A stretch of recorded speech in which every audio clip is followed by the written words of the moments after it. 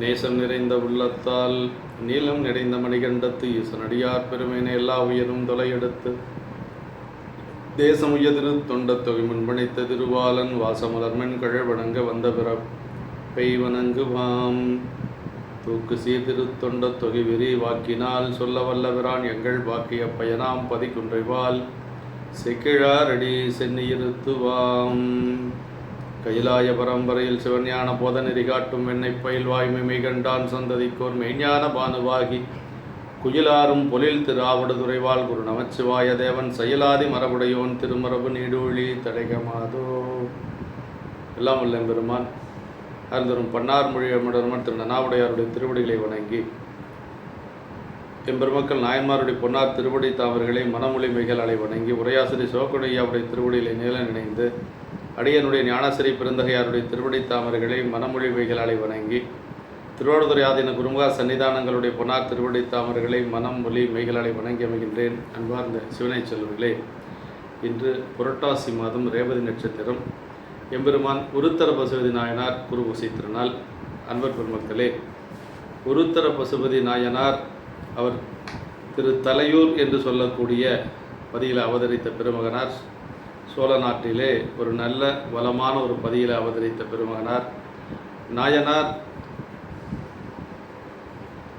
அவர் திரு உருத்தர மந்திரத்தை இரவும் பகலும் கழுத்தளவு நீரிலே நின்று சொல்லி பெருமானுடைய திருவடி பேர் அடைந்தவர் என்று சொல்லி சரிதத்திலே சேக்கிழார் பெருமான் நமக்கு குறிப்பிட்டிருக்கிறார்.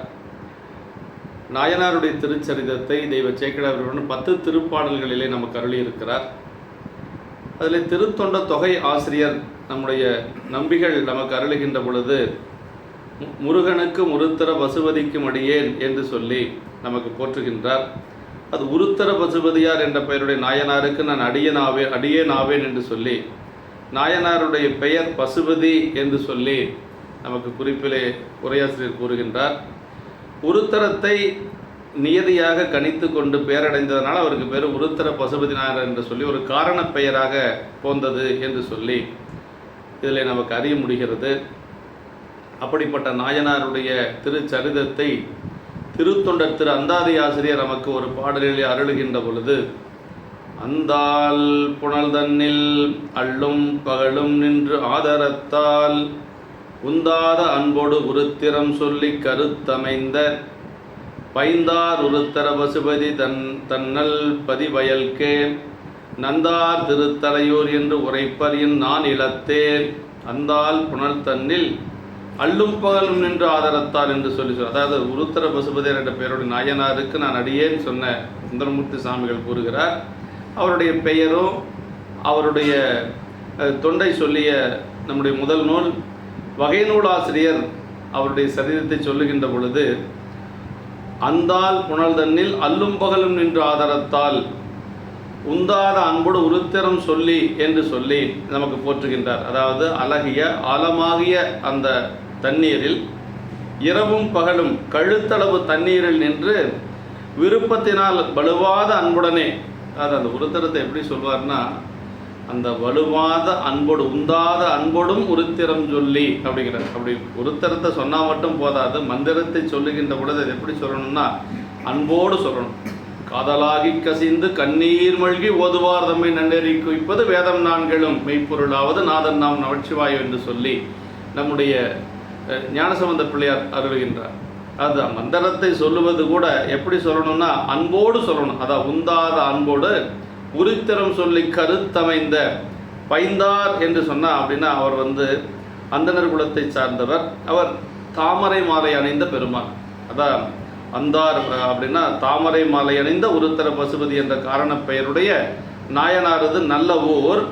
அந்த ஊர் பற்றி சொல்லுகின்ற பொழுது என்ன சொல்றாருன்னா, வயலுக்குள் சங்குகள் ஏறி செல்கின்ற அந்த திரு தலையூர் என்று இந்த நானிலத்தில் அறிந்தோர் சொல்லுவார்கள் என்று சொல்லி அந்த ஊரினுடைய பெருமையை நமக்கு வகை நூலாசிரியர் போற்றுகின்றார். அப்படி நற்பதி நன்மையான என்ற ஒரு பதி என்று சொல்லி ஏன்னா நாயனார் அவதரித்த பதி என்கின்ற காரணத்தினாலே அதனுடைய பெருமையை நந்தார் திருத்தலையூர் என்று உரைப்பரின் நானிலத்தை என்று சொல்லி போற்றுகின்றார் நம்முடைய திருத்தொண்டர் திரு அந்தாதி ஆசிரியர் நம்பியாண்டார் நம்பிகள் என்று சொல்லி நம்முடைய விரிநூல் ஆசிரியர் நம்முடைய தெய்வ சேக்கிழார் பெருமான் அவர்கள் முதல் நூலிலே சொல்லுகின்ற பொழுது அவர் இந்த ஊரினுடைய பெருமைகளை சொல்லுகிறார். நிலத்தில் ஓங்கிய நிவந்தலும் பெரும்புணல் நீத்தம் மலத்தடம்பனை வயல்புகு பொன்னி நன்னாட்டு குலத்தின் ஓங்கிய குறைவிலா நிறைகுடி குழுமி தலத்தின் மேம்படு நலத்தது பெருந்திருத்தலையூர் என்று சொல்லி, அதாவது நிலத்தில் ஓங்கிய நிவந்தலும் பெரும்புணல் நீத்தம் என்றார். உயர்ந்து பறந்து எழுகின்ற நீத்தமானது மலர்த்தடங்களிலும் பெரிய வயல்களிலும் புகின்ற நல்ல நிலத்தில் காவிரி நாட்டிலே, புனல் நாடு என்று சொன்னால் காவிரி பாய்ந்து வளம் செய்யக்கூடிய நாடுகள், சோழ நாடெல்லாம் புனல் நாடு என்று சொல்லி போற்றுவார்கள். அப்படி அந்த புனல் நாட்டிலே, காவிரி பாய்ந்து வளம் செய்யக்கூடிய நாட்டிலே, குலத்தில் ஓங்கியனவாயும், நல்ல ஒரு குலத்திலே, நல்ல ஓங்கிய ஒரு குளத்திலே பிறந்தவர், குறைவில்லாத நிறையுடையன வாயுமுள்ள குடிகள், அந்த உயர்ந்த குலங்களும் அதே மாதிரி குறைவில்லாத நிறைவையுடைய, குறைவில்லாத நிறைவையுடைய குடிகள் அங்கு நிரம்பி இருக்கக்கூடிய ஒரு பதி என்று சொல்லி அதாவது அந்த ஊர்களும் மேம்படுகின்ற நன்மை இணையுடையது பெரிய அந்த திருத்தலையூர் என்று சொல்லக்கூடிய திருப்பதி என்று சொல்லி, நிலத்தில் ஓங்கி என்று சொல்லி, அதாவது பெருமையில் சிறந்து விளங்கிய, உலகில் எல்லா நாடுகளும் சிறந்த நாடு என்று சொன்னாலும் நிலத்தில் ஓங்கிய பொன்னி என்று சொல்லி காவிரிக்கு சிறப்பாக்கி, அந்த காவிரி பாய்ந்து வளம் செய்யக்கூடிய நாடுகளிலே மிகச்சிறந்த நாடாக அந்த நாட்டில் இருக்கக்கூடிய ஒரு சிறந்த ஒரு பதி திருத்தலையூர் என்று சொல்லி நமக்கு அந்த பதியை நமக்கு நன்மையுடையது, அதாவது மேம்படுகின்ற நன்மையினையுடைய திருத்தலையூர் என்று சொல்லி அந்த ஊருடைய பெருமையை நமக்கு போற்றுகின்றார் தெய்வ சேக்கிழார் பெருமான். நமக்கு நம்முடைய நம்பிகளும் அதே மாதிரி அரசுகளும் அவதரித்த திருமுனைப்பாடி நாட்டை சொல்லுகின்ற பொழுது, மறந்தருத்தி நெறிமாற மணிகண்டர் வாய்மை நெறி அறந்தரு நாவுக்கரசும் ஆளால சுந்தரரும் பிறந்தருள உலதான நம்மளவோ பேருளிகள் சிறந்த திருமுனைப்பாடி ஊர்ப்பாடும் சீர்பாடு என்று சொல்லி நமக்கு நம்முடைய இரண்டு பெருமக்கள் அவதரித்த திருமுனைப்பாடி நாட்டை பற்றி சொல்லுகின்ற பொழுது, உலகத்திலே சிறந்த நாடு திருமுனைப்பாடி நாடு, ஏனைய நாடுகளை விட சிறந்த பெருமையுடையது என்று சொல்லி நம்முடைய நாயன்மார்கள் அவதரித்த அந்த பெருமையை சொல்வார். அதுபோல இங்கு அந்த நம்முடைய அந்த திருத்தலையூர் என்று சொல்லக்கூடிய நாயனார் அவதரித்த ஒரு பெருமையை சொல்லுகிறார், அந்த நாட்டை பற்றி சொல்லுகின்றார். அப்படி தொல்குடி என்று ரொம்ப பழமையான குடிமக்கள் வாழ்ந்தது, குறைவிலா நிறைகுடி என்று சொல்ல இந்த நிறை என்னன்னா செல்வம் மக்கள் முதலில் உடல் பற்றிய உலகனை பொருள்களாலும் அதில் எந்த குறையில்லை, அதாவது செல்வம் மக்கள் அந்த உடல் பற்றிய ஒரு உலகநிலை பொருள்களே எந்த குறையும் இல்லை.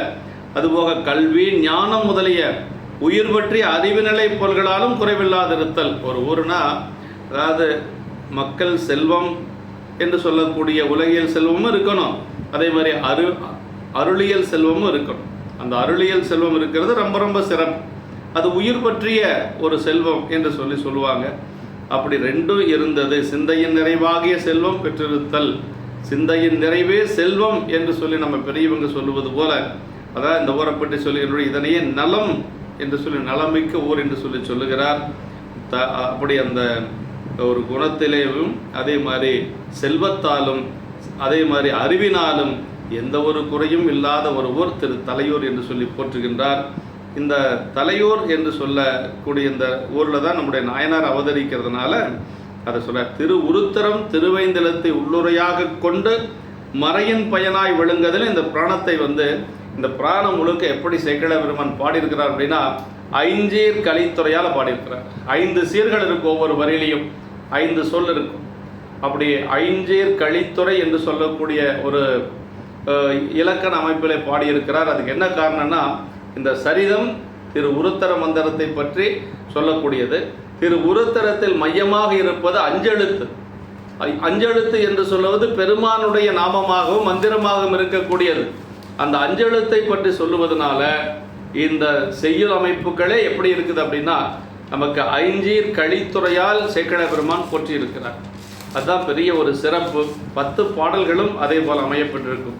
திரு உருத்தரம் திருவைந்தலத்தை உள்ளுரையாக கொண்டு மறையின் பயனாக விளங்குதலின் இந்த பிராணத்தை ஐஞ்சீர் கலித்துறையால் கூறும் சிறப்பு ரொம்ப ரொம்ப முக்கியமானது என்று சொல்லி நமக்கு சிவப்புனி அவர்கள் உரையிலே போற்றுகின்றார்.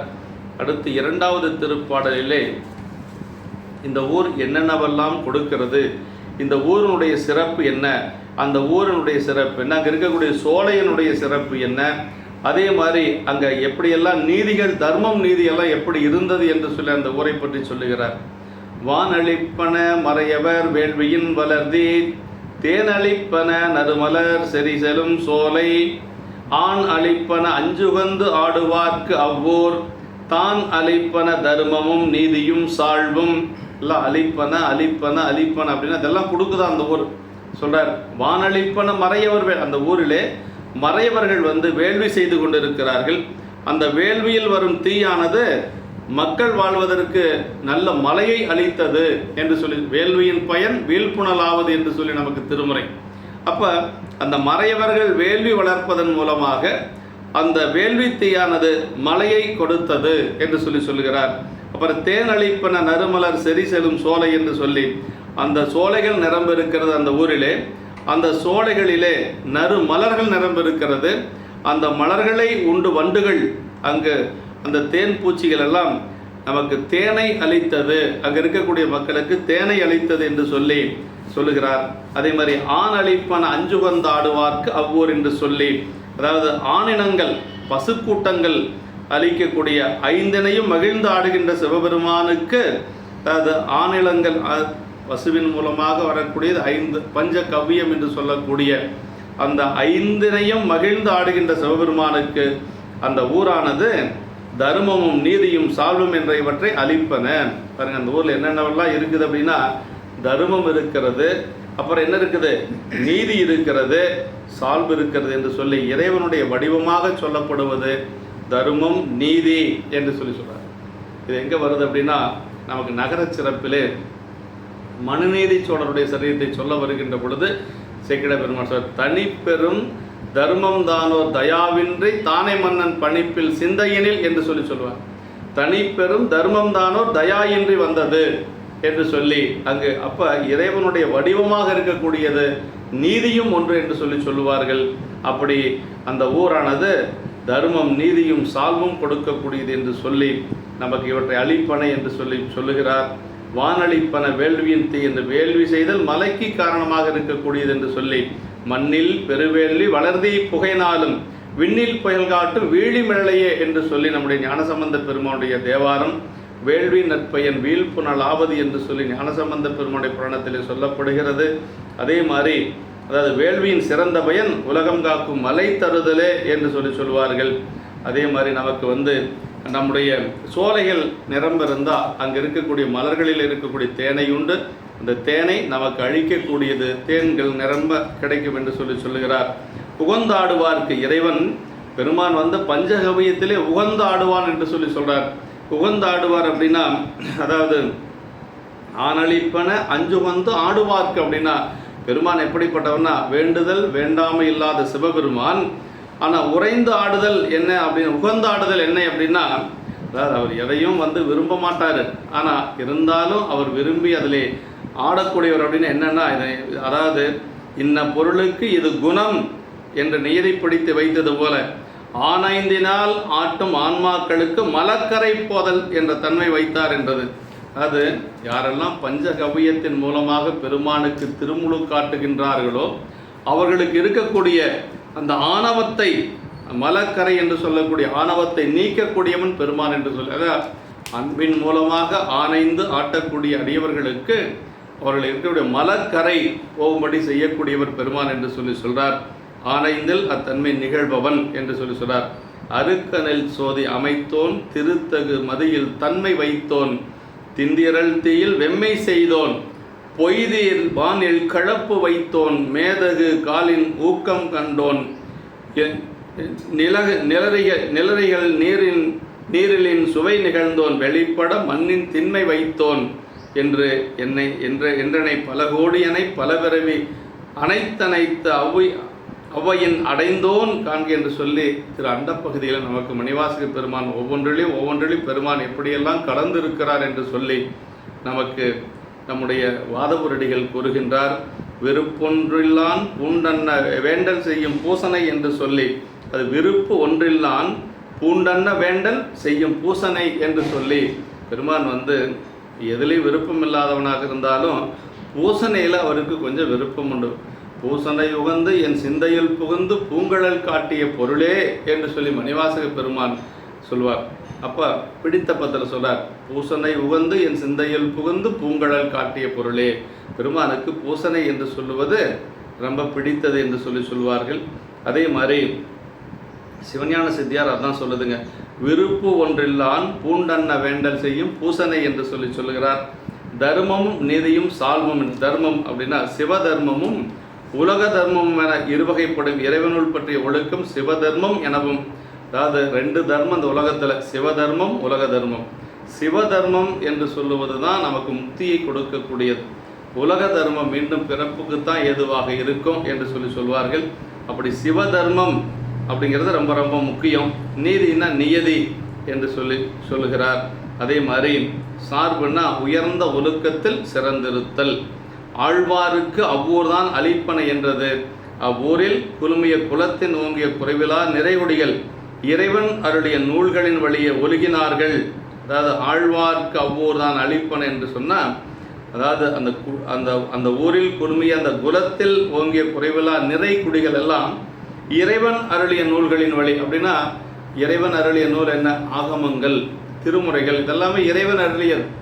எண்ணில் ஆகமும் இயம்பி இறைவர் தாம் விரும்பும் உண்மையாவது பூசனை என்று சொன்னார். அதே மாதிரி திருமுறைகளும் பெருமான் வந்து உள்ளிருந்து உணர்த்த இறைவன் அடியார்கள் மூலமாக பாடியது என்று சொல்வார்கள். இதெல்லாமே வந்து இறைவன் நூல்கள் என்று சொல்லுவது என்று சொல்வார். அப்படி மக்கள் எல்லாம் இருக்கிறார்கள் என்று சொல்லி தர்மம் இறைவனது வடிவமாக சொல்லுவது என்று சொல்வார்கள். அப்படி அவ்வூரில் உள்ளார் இறைவன் ஆணை வழி நின்று அவன் தன்மை பெறுதற்கு அணியராய் ஒழுகினர் என்பது குறிப்பு. ஆடுவார்க்கு தர்மமும் நீதியும் சால்வும் அவ்வூர் அளிப்பன. இறைவனுக்கு தர்மம் நீதி சால்வை அந்த ஊர் அளிப்பது என்று சொல்லி தேன் அளிப்பன. தேன் அப்படின்னா வேள்விக்குரிய பொருள்களில் தேன் ஒன்று இல்லைங்களா?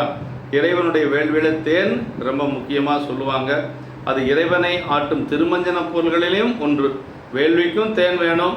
அதே மாதிரி திருமஞ்சனம் ஆட்டுகின்ற பொழுது இறைவனுக்கு தேன் ரொம்ப சிறந்தது. மக்களுடைய உணவுப் பொருள்களில் தேன் சிறந்தது. செந்தினை இடியும் தேனும் அருந்துவார் தேனில் தோய்த்து வெந்தவோன் அயல்வார் வேறி விளங்கணி கவலங்கொள்வார் என்று சொல்லி கண்ணப்ப நாயனாருடைய புராணத்தில் அவர்கள் வேடர்கள் வந்து எப்படி உணவு உண்பார்கள் அப்படிங்கிறத சொல்கிறார். அதே கண்ணப்ப நாயனார் பெருமானுக்கு அமுது ஊட்டுகின்ற பொழுது சொல்வார், தேனும் இது கலந்தது தித்திக்கும் என மொழிந்தார். சாமி, இந்த ஊன் இறைச்சியல் எல்லாம் தேனும் கலந்திருக்குது, ரொம்ப தித்திப்பாக இருக்கும், ஏற்றுக்கொள்ளுங்கள், உண்டு மகிழுங்கள் என்று சொல்லி கண்ணப்ப நாயனார் இறைவனுக்கு ஊட்டியதாக நமக்கு சேக்கிழார் பெருமான் சொல்கிறார். தேனும் இது கலந்தது தேனும் அது கலந்தது தித்திக்கும் என மொழிந்தார் என்று சொல்லி சேக்கிழார் பெருமான் போற்றுவார். அப்படி உலக வாழ்க்கை இறைவன் சார்பினை உட்கொண்டு வாழப்படாத போது பயனற்றது என்பது அறிவிக்கப்பட்டமை காண்க என்று சொல்லி உலக வாழ்க்கையும் வந்து எப்படி இருக்குன்னா இறைவனுடைய சார்பினை உட்கொண்டு இருக்கணுங்க. நம்மளுடைய வாழ்க்கை எப்படின்னா, அதாவது உலக சார்பு சிவச்சார்பு என்று சொல்லி 2 சார்புகள்.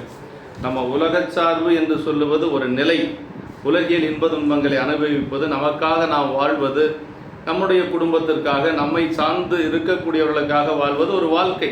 இன்னொன்று என்னென்னா இறைவனை சார்ந்து வாழ்வது, அவன் அடியார்களை சார்ந்து வாழ்வது.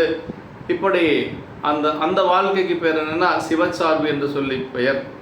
கண்ணப்ப நாயனாருடைய புராணத்தில் சேக்கிழார் பெருமான் அதை 2ஆக பிரித்து காட்டுகிறார்.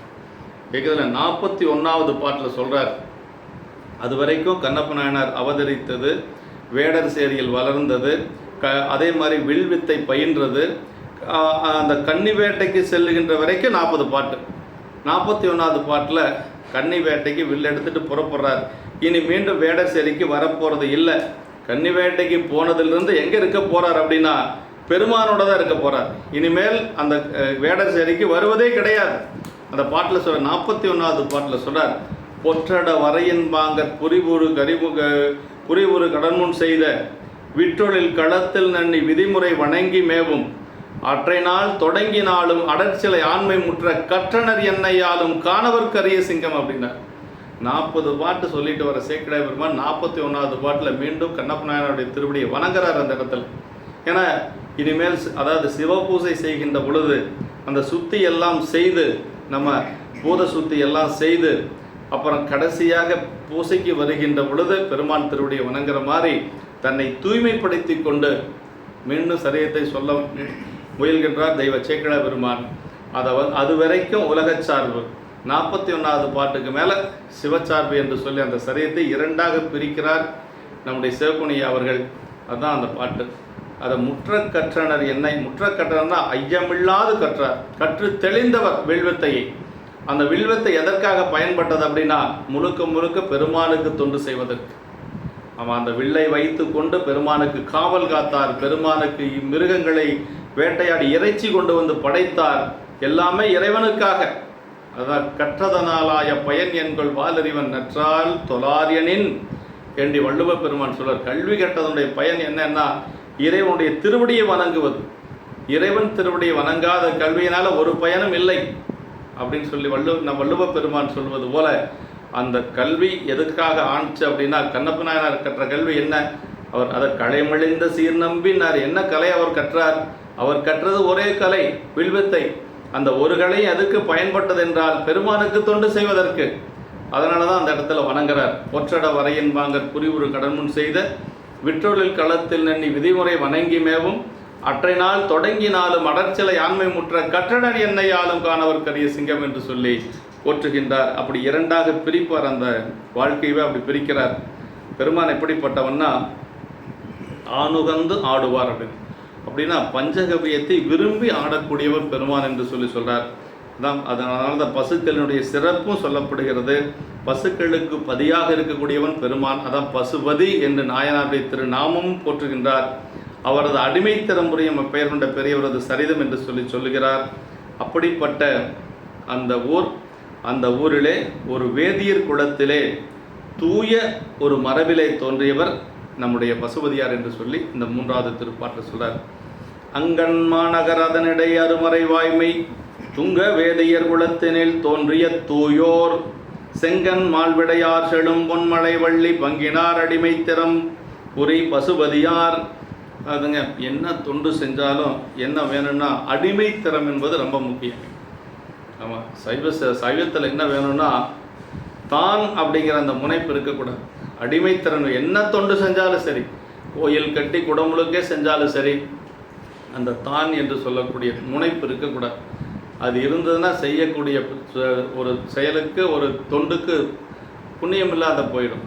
தான் சித்தியார் சொல்லுது, வாழ்வெனும் மையல் விட்டு வறுமையாம் சிறுமை தப்பி தாழ்வெனும் தன்மையோடும் சைவமாம் சமயம் சாதல் ஊழ்பெறல் அரிதுண்டார். அது ரொம்ப ரொம்ப அரிது அந்த மாதிரி வாய்க்க பெறுவது. அப்படி அந்த தாழ்வெனும் தன்மையோடு சைவமாம் சமயம், இதைத்தான் நான் தான் செஞ்சேன்னு அந்த முனைப்பு இல்லாது செய்வது அப்படிங்கிறது தான் சைவத்தில் பெருசு. அதுதான் அந்த அடிமைத்திறம் என்று சொல்வது. மீளாடிமை உமக்கு ஆளா என்று சொல்லி நம்முடைய நம்பிகள் பாடினார். அது மாதிரி அங்கன் மாநகர் அந்த பெருமையுடைய இந்த நகரத்திலே அருமறைகளின் வாய்மையில் நிற்கும் உயர்ந்த மறையவர்கள் மரபில் தோன்றிய தூயவர். துங்க வேதியர்னா ரொம்ப பெருமை வாய்ந்த அந்த வேதியர் மரபிலே தோன்றியவர். தூயோர் அப்படின்னா ரொம்ப அதாவது தூய்மையானவர், அந்த ஒரு நல்ல ஒரு குணத்தை உடையவர், எந்த ஒரு குற்றமும் இல்லாதவர் என்று சொல்லுகிறார். அப்படி செங்கனுடைய பெரிய இடவத்தை ஊர்ந்து வருபவரும் இமயமலையின் மகளாகிய கொடி போன்ற பார்வதி அம்மையாரை ஒரு பங்கில் கொண்டவருமாகிய பெருமானது அடிமைத்தரத்தை விரும்பும் பசுபதியார் என்ற பெயருடையவர். பாருங்க, ரொம்ப முக்கியம். பெருமானுடைய அடிமைத்தரத்திலே சிறந்து விளங்கியவர் என்று சொல்றார். அங்கன்மை அப்படின்னா எவ்வுயிர் மாட்டும் அருளுடைமை என்று சொல்றார். அங்கன் மாநகர், எல்லா உயிர்களிடத்திலும் அருள் கொண்டு இருக்கக்கூடிய பெருமான் என்று சொல்றார். அருமறை வாய்மை அப்படின்னா சிவமாம் தெய்வத்தின் மேல் தெய்வம் இல்லைன்னும் சைவ உண்மை. இந்த சிவபெருமானுக்கு மேல் ஒரு தெய்வம் இல்லை என்று சொல்லி இருக்கிறது தான் அந்த சைவ அருமறை வாய்மை என்று சொல்வதுங்க. சைவத்தின் மேல் சமயம் இல்லை, அதில் சார் சமம், தெய்வத்தின் மேல் தெய்வம் இல்லைனும் நான்மறை செம்பொருள் வாய்மை வைத்து சீர்திரு தேவாரம் திருவாசம் உய்வைத்தர செய்த நாளூர் போற்றால் எம் உயிர் துணையே. சைவத்தின் மேல் சமயம் வேறில்லை, அதில் சார் சிவமாம் தெய்வத்தின் மேல் தெய்வம் இல்லை என்று சொல்லி அந்த ஒரு உணர்வோடு இருக்கக்கூடியவர். அதான் அருமறை வாய்மை என்று சொல்லுவது. துங்க வேதியர் அப்படின்னா ரொம்ப பெருமையுடைய ஒரு வேதியர் குலத்திலே வந்தார் என்று சொல்லி, அந்தனர்தம் குடிமுதல்வர் என்று சொல்லி, அதாவது மரபிரண்டும் சைவநெறி வழிவந்த கேண்மையினார் என்று சொல்லி நம்முடைய ஞானசம்பந்த பெருமானுடைய புராணத்தில் சொல்லுவார். அது மாதிரி வைதீகத்தோடு சைவமும் உடைமையே துங்கம் என்பது என்று சொல்றார். தூயோர்னா புறமும் அகமும் தூயராகுதல். இவற்றில் அகத்தூய்மையே சிறந்தது. அதாவது அகத்தூய்மை தான் சிறந்தது. ஆனால் முதல்ல என்ன சொல்றாரு? புறமும் அகமும் அப்படிங்கிறார். அப்படின்னா அதாவது முதல்ல புறந்தூய்மை நீரால் அமையும், அகந்தூய்மை வாமியால் காணப்படும். முதல்ல புறந்தூய்மை முக்கியம்தான் சரிங்களா? புறந்தூய்மை முதல்ல முக்கியம், அதற்கு பிறகு அகத்தூய்மை அதை விட முக்கியம். முதல்ல இதை சொல்றாருங்க.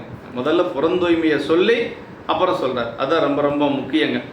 ஆமாம், அதான் புறமும் அகமும் தூயராகுதல். இவற்றில் அகத்தூய்மையே சிறந்தது. இது இருந்தாலும் புறந்தூய்மை நீரானமையும் அகந்தூய்மை வாமியால் காணப்படும் என்று வள்ளுவ பெருமான் சொல்றாருன்னா, புறந்தூய்மை ஏன் முன்னாடி வச்சாங்க அப்படின்னா, அகக்காரணங்கள் தூயன ஆவதற்கு புறக்காரணங்களின் தூய்மை சாதனம் என்பது துணிவு. இப்போ நம்ம அகக்கரணங்கள் உள்ள இருக்கக்கூடிய அகக்கரணங்கள் தூய்மையாகிறதுக்கு என்ன செய்யணும்? முதல்ல புறக்கரணங்கள் தூய்மையாக இருக்கணும். நல்ல குளித்து நீராடி நல்ல ஒரு நிலையில் இருந்தால் தான் உள்ள இருக்கக்கூடிய கரணங்கள் தூய்மையாக இருக்கும் அப்படின்னு சொல்றாருங்க. அதன் சாதனமாகிய முதற்கண் வேண்டப்படுவது நீரில் குளித்தல் அப்படின்னார். அதனால தான் களரிற்றறிவார் என்று சொல்லக்கூடிய சேரமான் பெருமாள் நாயனார் எப்படி இருந்தார்னா, ஒரு அரசராக இருந்தாலும் புலரி எழுந்து புனல் மூழ்கி புனித வெந்நீற்றினுள் மூழ்கி அப்படின்னாரு. முதல்ல தண்ணியில் குளிப்பார், அதற்கு பிறகு திருநீர் பூசிக்குவார். புலரை எழுந்து விடியறதுக்கு முன்னாடி எழுந்திருச்சிருவார். புலரை எழுந்து புனல் மூழ்கி புனித வெந்நீற்றினுள் மூழ்கி என்று சொல்லி சேக்கிழ பெருமான் சேரமான் பெருமாள் நாயனார் குணத்தில் சொல்கிறாருங்க. அப்படி முதல்ல புற தூய்மை வேணும், அதற்கு பிறகுதான் அகக்கரணங்கள் புறக்கரணங்கள் தூய்மையாகும். ஆனால் அகக்கரணங்கள் தூய்மையாவதற்கு அது ஒரு சாதனம் என்று சொல்கிறாருங்க. நீரில் குளித்தல். உன்பொழுது நீராடி உண்டலும் என்பெரிடும் பால் பற்றி சொல்லா விடுதலும் தோல் பற்றி சாயினும் சான்றாண்மை குன்றாமையும் மூன்றும் தூ உயம் என்பார் தொழில் என்று சொல்லி திருக்கடுகம் என்று திரி கடுகம் என்று சொல்லக்கூடிய நீதிநூல் சொல்லப்படுகிறது என்று சொல்றார். ஆமாம், அதனால் உடல் மெய்யின் தூய்மை முதல்ல கூறப்பட்டது என்று சொல்றாருங்க. செங்கன்மாளுடைய சிவந்த தாமரை கண்ணன் என்னும் திருமாலாகிய விடை உடையவர். பெருமான் திருமாலை விடையாக உடையார். எப்பன்னா திரிபுர சம்ஹார காலத்தில், அதாவது இடபமதாய் தாங்கினான் திருமால்கான் சாலலோ என்று சொல்லி தளலரித்த அந்நாளில் இடபமதாய் தாங்கினான் திருமால்கான் சாலலோ என்று சொல்லி நமக்கு திருச்சாலல்ல மணிவாசக பெருமான் சொல்லாருங்க. அப்படி அடிமைத்திறம் புரிதல் அப்படிங்கிறது ரொம்ப முக்கியம். அடிமைத்திறம் என்று சொல்லுவதுதான் உயிர்கள் எஞ்ஞான்றும் இறைவனுக்கு அடிமை. நம்ம எப்பொழுதும் பெருமானுக்கு அடிமைங்க. அது ரொம்ப முக்கியம். சைவ சித்தாந்தத்தில் சொல்லக்கூடியது என்னென்னா, இந்த பெத்தத்திலையும் சரி, அதே மாதிரி முக்தி காலத்திலையும் சரி, உயிர்கள் இறைவனுக்கு அடிமை அப்படிங்கிறது தான் நாம் தெரிஞ்சுக்கணுங்க. உயிருள்ள பொருள் அத்தனையும் பெருமானுடைய அடிமை, உயிரற்ற பொருள் அத்தனையும் பெருமானுடைய உடைமை. அதனால் நாம் என்றைக்கும் அதான் மீளாடிமை உமக்கே ஆராய் பிறரை வேண்டாதே அப்படின்னா. மீளாடிமைனா பெத்தத்திலையும் சரி முக்தியிலையும் சரி எப்பொழுதும் சரி இறைவனுக்கு நாம் அடிமைங்க. அவன்தான் ஆண்டவன், நம்ம அடிமை அப்படிங்கிறது தான் முடிந்த முடிவு. அது வேதங்கள் அதனை உள்ளுரையாக கொண்டு நடுவில் வைத்து திரு உருத்திரத்தினால் அறிவிக்கும் என்று சொல்றாருங்க. அந்த உருத்திர மந்திரத்தை எப்போது விரும்பி சொல்லுவராதுன்னு அடிமைத்திறம் புரி என்று சொல்றாருங்க. பசுக்கள் இறைவனை பதியாக உடையன் என்ற பொருள் கொண்டு பசுபதியார் என்ற பெயர் கொண்டமையாலும் இது விளங்கும் என்று சொல்றார். பசுபதியார்னு நாயனாருடைய திருப்பெயருங்க. முருகனார் என்று முருகநாயனாருடைய திருப்பெயர் மாதிரி பசுபதியாகிய பெருமானிடத்து மிக்க அன்பு கொண்டொழுகும் துங்கவேதியர் குலத்தில் தோன்றினாராதலின் இவர் பெற்றோர்கள் தங்கள் வழிபடு கடவுளின் பெயரை இவருக்கு இடனர் போலும் என்று சொல்லி ஆரூரர் என்ற பெயர் ஆளுடைய நம்பிகளுக்கு இட்டமை ஆரூர் பெருமான் மீது கொண்ட ஒரு அன்பின் காரணமாக, திருவாரூர் பெருமான் மீது கொண்ட ஒரு அன்பு காரணமாக என்று சொல்லுவாங்க. ஆய அந்தனர் அருமறை உருத்திரம் கொண்டு மாயனார் அறியா மலர் சேவடி வழுத்தும் தூய அன்பொடு தொடர்பினில் இடையரா சுருதி நேய நெஞ்சினராகிய தொழில் தலை நின்றார். பெருமானுடைய திருவடி எப்படிப்பட்ட திருவடினா சொல்றார் பாருங்க. மாயனார் அறியா மலர் சேவடினார். அப்படின்னா மகாவிஷ்ணுவினால் அறிய முடியாத அரியறியா மலர்கலர்கள் அறியாமை அறியாதார் என்று சொல்லி மானக்கஞ்சர நாயனார் குணத்தில் சொல்லார். அரியறியா மலர்கலர்கள் அறியாமை அறியாதார் அப்படின்னா நல்லா அறிந்தவர் அர்த்தம். எதிர்மறையில் சொல்வாருங்க. இங்கே சொல்கிறார் பாருங்க, மாயனார் அறியா மலர் சேவடி வெளுத்தும் தூய அன்போடு அப்படின்னா, மாயனார் அந்த திருமால் அறிய முடியாத மலர் போன்ற திருப்பாதங்களை ஆய அந்தனர் அருமறை உருத்திரங்கொண்டு வலுத்தும் அப்படின்னா அப்படி அந்தனர் அருமறையில் விளங்கும் உருத்திர மந்திரங்களை கொண்டு துதிக்கும் தொடர்பால் வலுத்தும் தூய அன்போடு, அப்படி தொடர்பால் இடையராது தூய அன்புடனே சுருதியில் பதிந்த நேயம் நிறைந்த மனத்தை உடையவராகிய அதனையே ஓதி துதிக்கின்ற அந்த தொழில் சிறந்து நின்றனர் என்று சொல்றார். அது மாயனார் அறியா மலர் சேவடி, பெருமானுடைய திருவடி எப்படிப்பட்ட திருவடி, திருமாலும் பிரமனும் தேடி காண முடியாத திருவடி. அப்படிப்பட்ட திருவடியை அருமறை உருத்திரம் கொண்டு அவர் வலுத்தினார். எப்படி வலுத்தினார்? தூய அன்போடு தொடர்ந்து இடையராது பெருமானை வலுத்தினார். அது எப்படி? நேய நெஞ்சினராகி அப்படியே உள்ளத்தில் அன்பு கொண்டு அதை செய்தார். அப்படி அந்த தொழிலில் சிறந்து நின்றனர் என்று சொல்றார். அப்படி அருமறைனா வேதங்கள் இறைவனது வாக்காதலானும் வேதத்தை விட்டு அறமில்லை என்று சொல்லுவாங்க. அப்படி வேதங்கள் எல்லாம் இறைவனுடைய வேதங்கள் மொழிந்தவரான் மெய்த்தொண்டர் நிலை கண்டுனர். வேதங்கள் மொழிந்தது யாரு? சிவபெருமான். அந்த வேதங்கள் மொழிந்தவரான் மெய்த்தொண்டர் நிலை கண்டு காரைக்கிழமையார் புராணத்தில் வருதுங்க. வேத காரணரடியார் மெய்ப்பணி செய்ய சிறுத்தொண்ட நாயனர் புராணத்தில் வருது. அப்போ வேதங்கள் யார் அருளியது? பெருமான் அருளியது. இந்த அருமறை என்று சொல்றாருங்க. வேதத்தில் எத்தனை வேதம் இருக்கு? 4 வேதங்கள் இருக்கு. யசுர், சாம, அதர்வணம் என்று சொல்லி 4 வேதங்கள். அதில் 3ஆக வைத்துக் கொள்வது திரையி, வேதத்திரியே அப்படின்னு சொல்லுவாங்க. என்னன்னா ரிக்கு, யஜுர், சாமம் தான் 3 தான் வேதம். இந்த 3லிருந்து வந்ததான் அதர்வணம் என்று சொல்லுவது. அதர்வணத்தை சொல்லுவாங்க, சொல்லாமையும் இருப்பாங்க. அதனால வேதத்ரயி, திரையே மூர்த்தையே நம என்று சொல்லி சிவ அஷ்டோத்திர நாமத்தில் சொல்லப்பட்டிருக்கு. அதர்வணம் ஏனை 3 பிரித்து எடுத்து தொகுக்கப்பட்டு தனி முதலாய் நிற்றலில் வேறு வைத்து எண்ணி வேதம் 4 என்றும் கூறுதல் என்று சொல்லி தர்மபுர ஆதீனத்து முக்தி நிச்சய சிற்றுரையில் வெள்ளையம்பலவாணர் என்று சொல்லி அந்த பெருமகனார் அதற்கு உரை எழுதியிருக்கிறார் என்று சொல்றார். அருமறை உருத்திரம் அப்படின்னா அருமறை கண்ணிருப்பதனால் உடல் பெருமை பெறுவது போல உருத்தரத்தை இதயத்தில் கொள்ளுவதனால் மறை பெருமை பெறுவது. ரொம்ப முக்கியங்க. நம்ம உடம்புக்கே ஒரு பெருமை என்னன்னா கண் இருக்கிறது தான். வேதத்துக்கு ஒரு பெருமை என்ன? வேதத்துக்கு ஒரு பெருமை என்ன அப்படின்னா உருத்தர மந்திரத்தை இதயத்தில் கொள்வது தான். உருத்தரத்துக்கு என்ன பெருமை? உருத்தரத்துக்கு பெருமை என்னன்னா 5 எழுத்து தான் பெருமை. உருத்தரத்துல தான் 5 எழுத்து இருக்கு. அதனால ஒரு உடம்புக்கு எப்படி கண் பெருமையோ, கண் இல்லாத உடம்பு ஒன்றும் பயன் இல்லை. அது மாதிரி வேதத்துக்கு என்ன பெருமைனா உருத்தரத்தை கொண்டிருப்பது.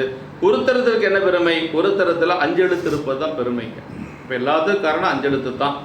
வேதபுரனுக்கு இந்த உருத்தரம் கண்ணும், இதனுள் இருக்கும் பஞ்சாக்கரம் கண்மணியும் போல. இந்த வேதத்தினுடைய இருதயமாக இருப்பது வேதபுரனுக்கு இந்த உருத்தரம் கண் போல. வேத புருஷனுக்கு உருத்திரம் என்று சொல்வது கண் போல. கண்ணினுடைய மணி போல இருக்கக்கூடியது பஞ்சாக்கரம் என்று சொல்லி 5 எழுத்து என்று சொல்றார். சர்வேத தாத்பரிய சங்கிரகம் எடுத்து வேத 4ம் வேதாங்கமாறும் நியாயம் மீமாஞ்சை மிருதி புராணம் என்னும் உபாங்கம் 4 ஆகிய 14 வித்தைகளிலுள்ளும் வேதங்களை மேலானவை. அவற்றுள்ளும் உருத்தரை காதசனி மேலானது. அதில் 5 எழுத்து மேலானது. அதனுள்ளும் சிவ என்ற 2 எழுத்தே மேலானது அப்படின்னு ஆறுமுக நாவலர் அவர்கள் புராண சூசனத்தில் எடுத்து காட்டியிருக்காருங்க. அதாவது 5 எழுத்து ரொம்ப மேலானது.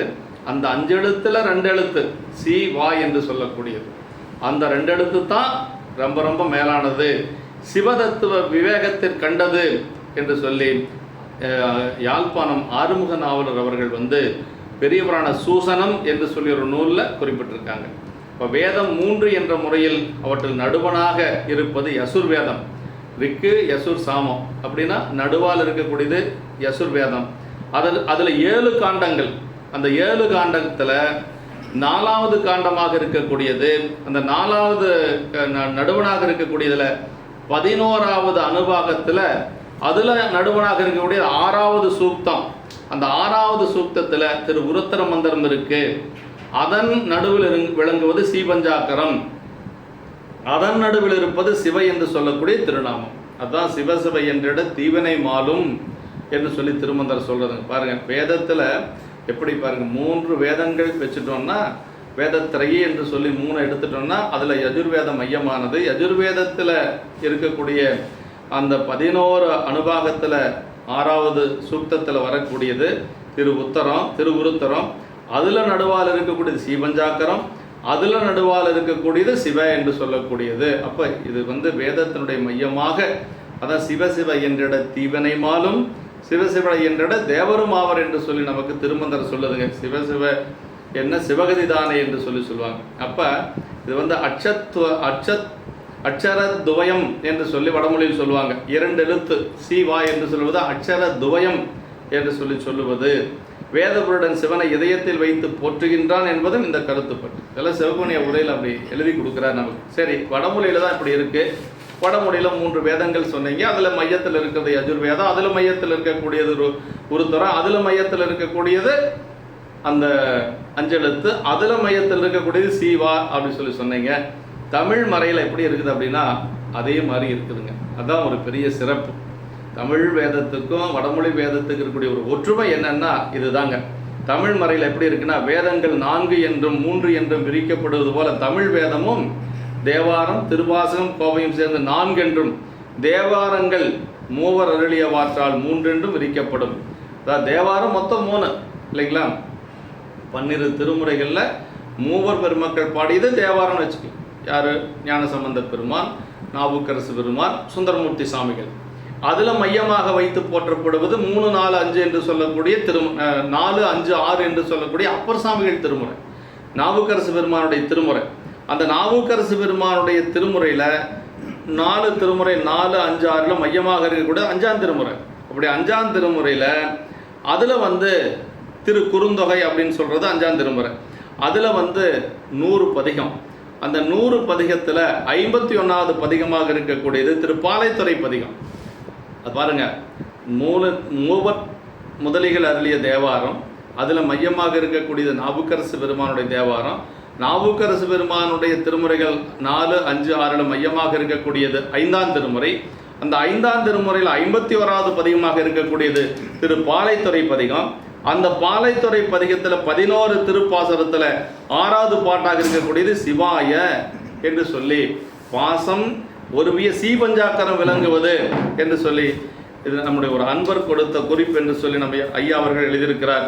அந்த திருப்பாடல் என்னன்னா, விண்ணினார் பணிந்தேத்த வியப்புறும் மண்ணினார் மறவாது சிவாய என்று எண்ணினார்க்கு இடமா எழில் வானகம் பண்ணினார் அவர் பாலைத்துறையரே. திரு பாலைத்துறை தேவாரத்தில் 6வது பாட்டில் இதை பாடியிருக்கிறாரு நம்முடைய அப்பர் சாமிகள். அவர் எண்ணியெல்லாம் பாடலை, அப்படி அமைய பெற்றது சிவாய அப்படிங்கிறது அந்த பதிகத்தில் வருது பாருங்க.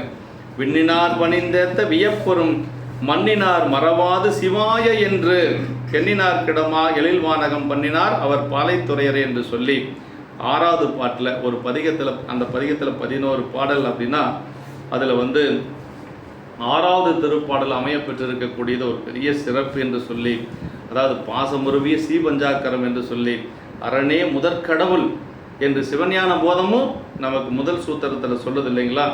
அவையை தானேயாகி அன்னறி ஏகனாகி அவனவள் அது எனும் அவைமோ வினைமையின் தோற்றிய திதியை ஒடுங்கி மலர் துளதாம் அந்தம் ஆதி என்மனார் புலவர் என்று சொல்லி முதல் சூத்திரம். அதுவும் இறைவனே அரணே முதற்கடவுள் என்பதை வலியுறுத்தக்கூடிய ஒரு சூத்திரமாகவும் இருக்கக்கூடியது என்று சொல்லி, அப்படி அந்த உருத்திரம் பரமன் என்ற வகையால் எடுத்துக்கூறுவது திரு உருத்திரமாகும் என்று சொல்லி நமக்கு நாமா என்று சொல்லி வணக்கம் சொல்லி அந்த மந்திரத்தை சொல்லுவது என்று சொல்லி நமக்கு இப்படி எல்லாம் திரு உருத்திரத்தை விதிப்படி மெய்யன்போடு ஓதி சிவனை துதிப்போர் சிவபுரியில் சேர்வர் என்பது நூல் துணிவு என்று சொல்லி நமக்கு போற்றுகின்றார். அப்படி உருத்திரம் கொண்டு மாயனார் அறியா சேவடி என்று சொல்லி திருமால் அறிய முடியாத அந்த திருவடியை நம்முடைய நாயனார் உருத்திர மந்திரம் கொண்டு ஓதி அடைய பெற்றார் என்று சொல்கிறார்.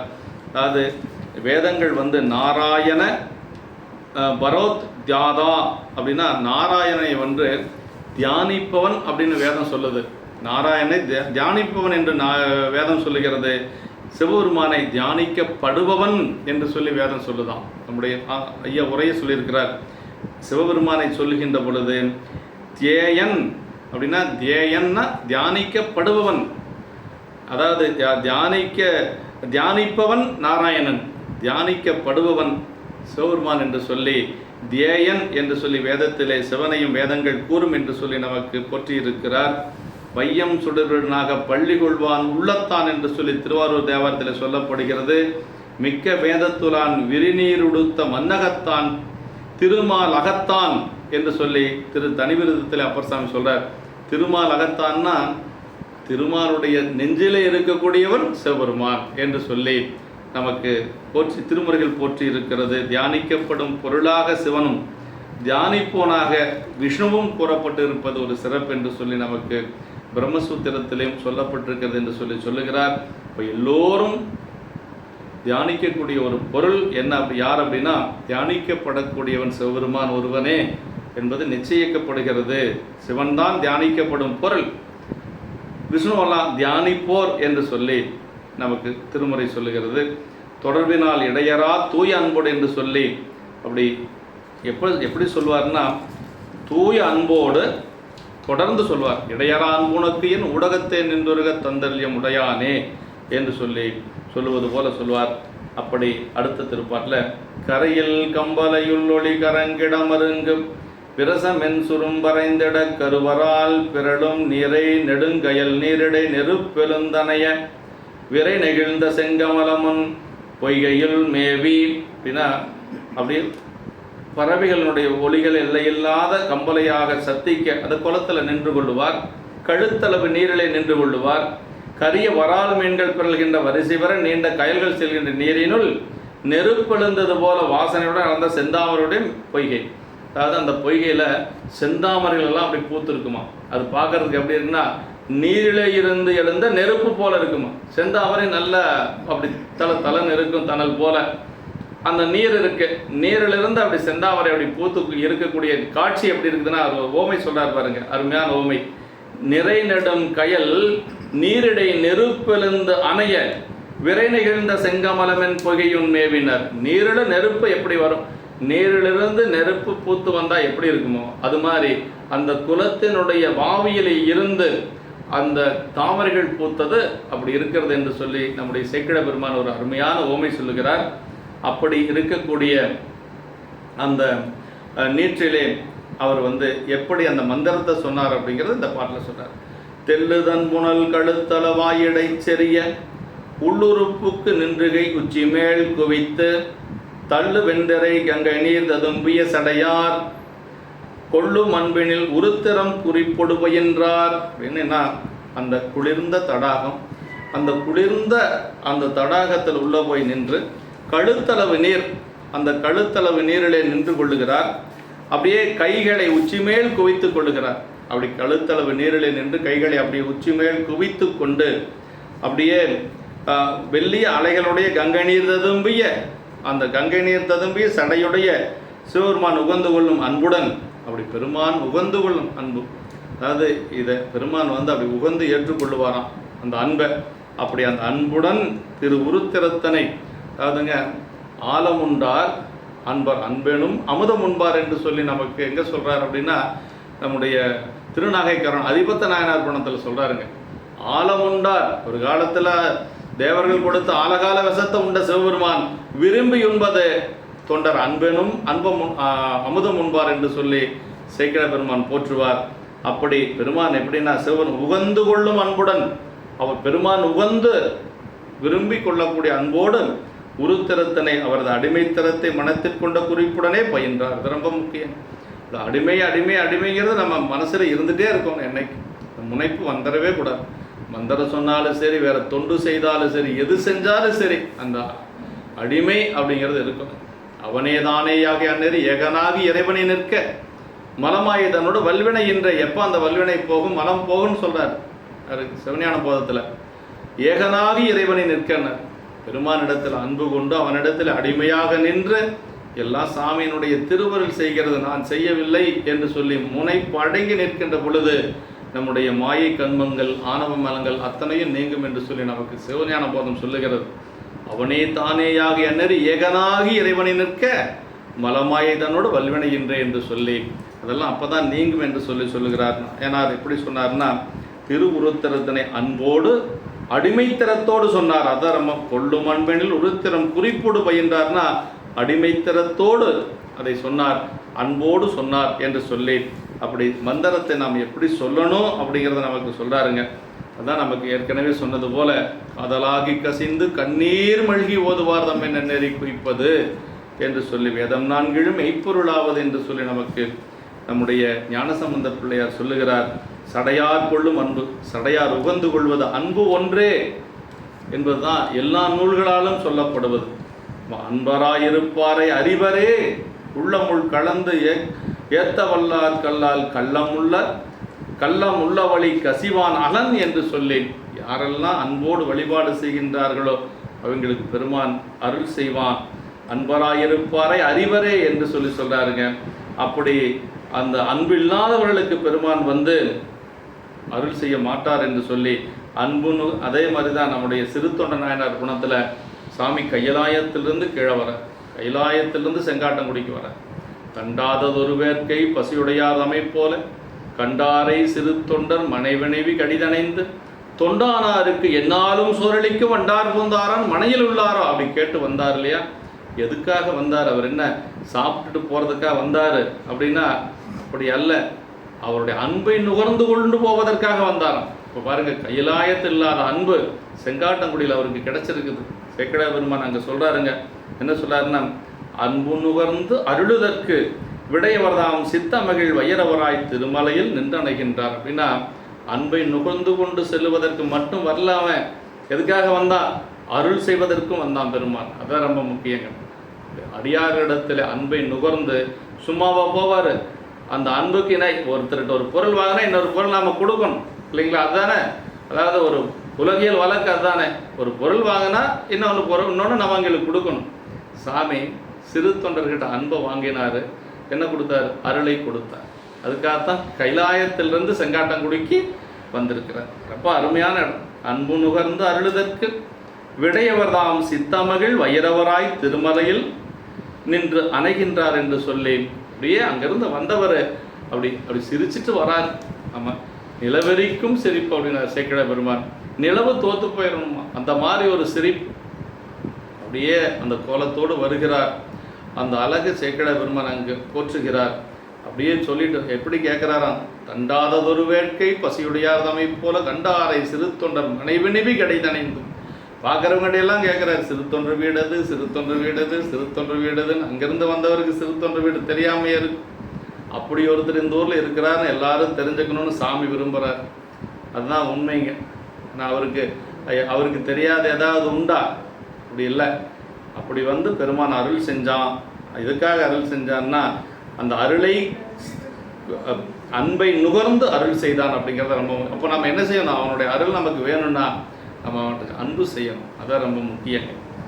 குறிப்போடு பயின்றார் அப்படின்னு சொல்லி, தலைவராகிய பதிப்பொருளுக்கு பசுக்களாகிய உயிர்கள் யாவையும் எஞ்ஞான்றும் அடிமைகளே.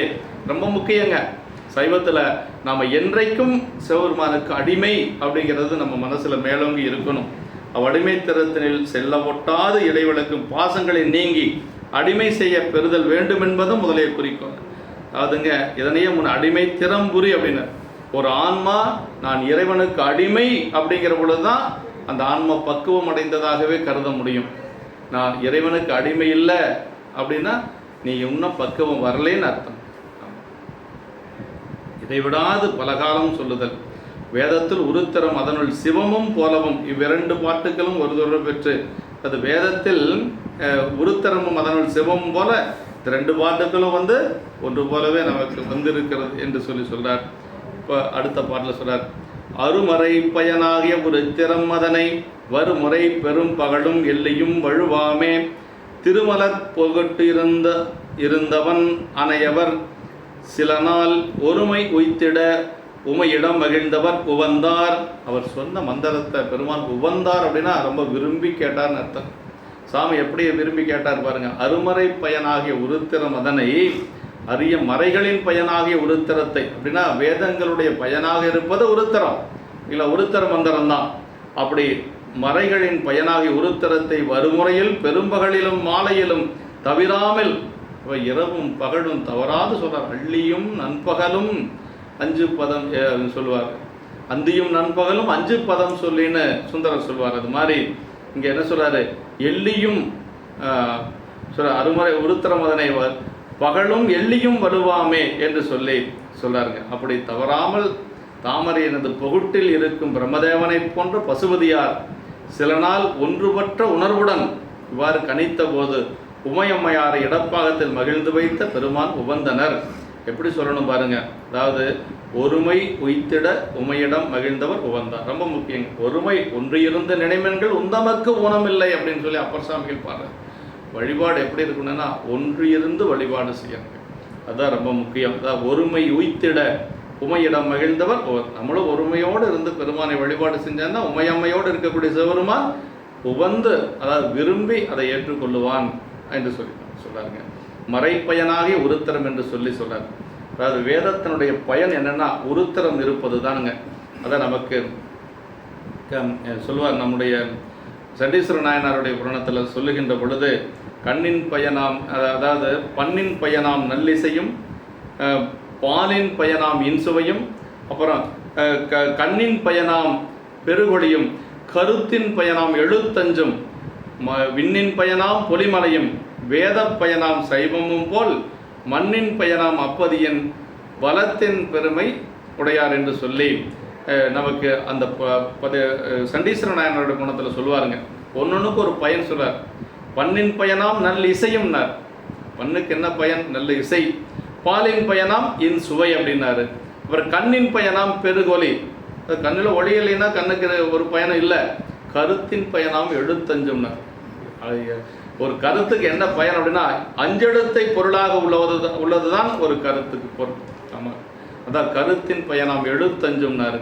விண்ணின் பயனாம் பொலிமலையும்னார். விண்ணு இருக்குது அப்படின்னா விண்ணினுடைய பயன் என்ன? மலை பொழிய வேண்டும். அதுதான் ரொம்ப முக்கியங்க. ஆமாம், வேத பயனாம் சைவமும் போல், வேதத்தினுடைய பயன் சைவம் என்று சொல்லி, மண்ணின் பயனாம் அப்பதியின் வளத்தின் பெருமை வரம்புடைத்து என்று சொல்லி நம்முடைய சேக்கிழ பெருமான் சண்டீஸ்வர நாயனாருடைய பதியாகிய அந்த செய்நிலுரை பற்றி சொல்லுகின்ற பொழுது சொல்லுவார். இப்படி அருமறை பயனாக இருக்கக்கூடிய உருத்திரம் என்று சொல்லி சொல்றார். சிவனே தனி முதலாம் பரன் என்று சொல்லி நமக்கு நம்முடைய கண்ணப்ப நாயனோட குணத்தில் ஒரு தனி முதலாம் பரன் அப்படின்னா பெருமானுக்கு மேலே ஒரு கடவுள் இல்லைங்க. அதாவது தனி முதலாம் பரன் என்று சொல்லி சேக்கிழ பெருமான் நமக்கு போற்றுகின்றார். அப்படி சிவனது முழுமுதல் தன்மையையும் கூறுவதனால் வேதங்களில் 3 தன்மைகளையும் தன்னுள் கொண்டு விளங்குதல் பற்றி அதனை அருமறை பயன் என்று சொல்லி நமக்கு போற்றியிருக்கிறார். அன்றியும் ஆன்மாக்கள் பக்குவ பேதத்திற்கேற்ப பல பல தெய்வங்களை வழிபடுவர். அவ்வாறு வழிபடு இந்திரன், அக்னி இதெல்லாம் வழிபட்டாலும் இந்த மந்திரத்தினை இதயத்தில் வைத்து போற்றும் முகத்தால் முழு முதல் சிவனே என்று சொல்லி உண்மையை தேற்றம் பெற வேதம் எடுத்து சொல்லுகிறது. அதனை மறைப்பயனாயிருக்கு என்று சொல்லி சொல்றாருங்க. அருமறை பயனாகி உருத்திரம் என்று சொல்லி சொல்றாருங்க. ஸ்ரீ ருத்ரம் அல்லது திருவுருத்திரம் என தமிழில் வழங்கப்படும் ஸ்ரீ ருத்ர பிரசனம் என்று சொல்லி சொல்லுவாங்க. இப்படி சிவபெருமானுக்கு ஸ்ரீ ருத்ரன் என்ற ஒரு பெயர் உண்டுங்க. துன்பக்கடலில் உட்பட்ட தொண்டரை எடுத்து இன்பக்கரைக்கண் ஏற்றுவதனால் சிவபெருமானுக்கு உருத்திரன் என்னும் நாமம் எய்திற்று.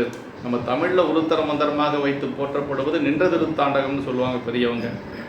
இருநிலனாய் தீயாகி நீருமாகி என்று சொல்லக்கூடிய அந்த பதிகம் தான் நமக்கு நம்ம தமிழில் உருத்திர மந்திரமாக வைத்து போற்றப்படுவது. சிவபெருமானுக்கு உருத்திரன் என்ற நாமம் எய்திற்று என்று சொல்லி சொல்றார்.